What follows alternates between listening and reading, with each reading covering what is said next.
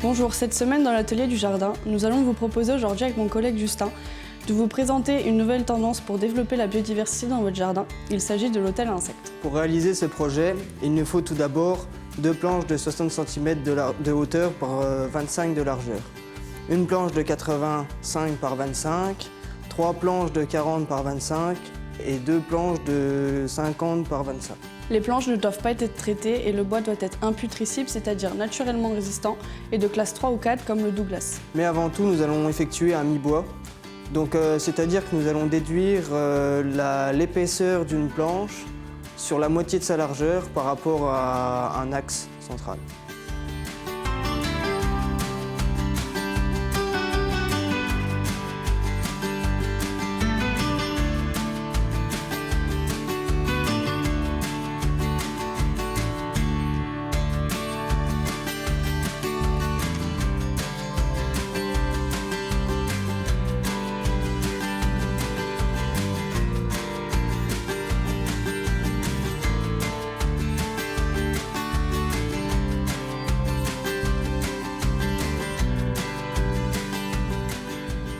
Alors une fois les mi-bois réalisés, donc sur les 3 planches des étages, nous allons les assembler avec la planche centrale.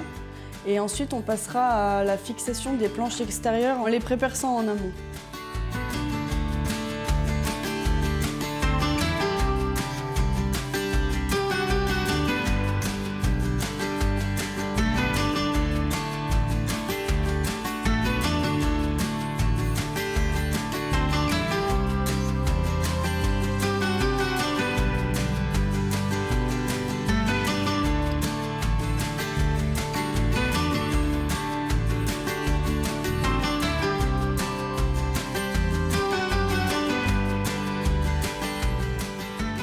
Alors je vais vous présenter du coup quelques matériaux qu'on peut mettre dans l'hôtel à insectes.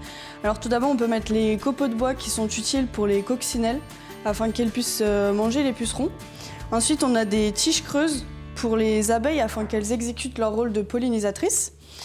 Et du coup on a avec les tiges en bois pour les papillons qui ont le même rôle que pour les abeilles. Des feuilles mortes pour les punaises afin qu'elles mangent les pucerons et les cochenilles. Et enfin de la paille pour les chrysopes afin qu'elles se nourrissent d'insectes nuisibles. Il est donc important de choisir les bons matériaux pour attirer les nuisibles du potager. Maintenant, on va installer le grillage afin de retenir les matériaux à l'intérieur de l'hôtel à insectes.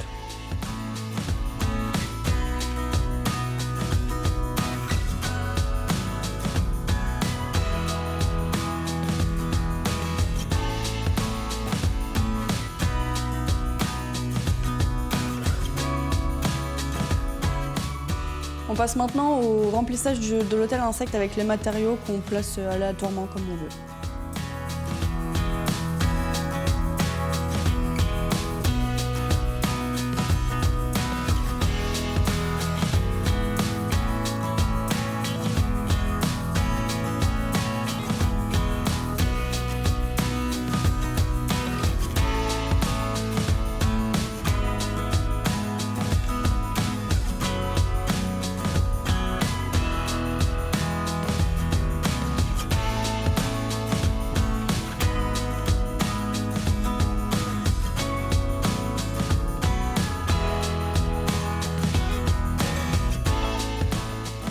Une fois le remplissage effectué, nous allons maintenant prendre l'hôtel à insectes pour aller le disposer dans votre jardin.